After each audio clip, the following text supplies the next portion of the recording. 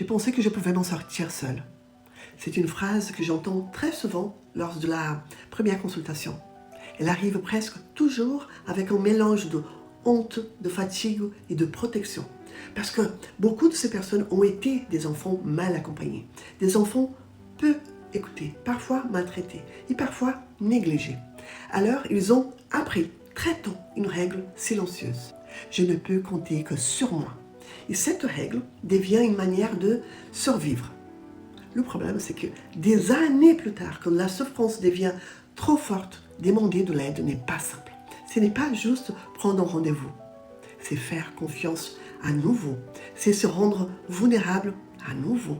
C'est prendre le risque d'être mal accompagné encore une fois. Alors, beaucoup essayent d'abord de tenir seul.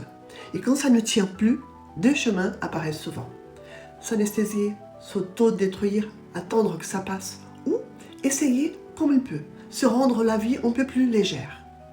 Aucune de ces tentatives n'est de la faiblesse. Ce sont des manières de survivre avec les moyens qu'on a.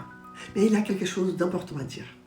Apprendre à survivre seul était une adaptation. Ça n'a pas besoin de devenir une condamnation pour toute la vie. Refaire confiance ne se fait pas d'un coup. Ça commence souvent petit. Une conversation, un premier rendez-vous, un espace où petit à petit quelqu'un montre qu'il peut rester, écouter et ne pas blesser.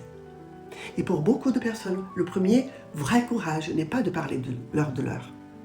C'est simplement de dire « là, je n'arrive plus tout seul ».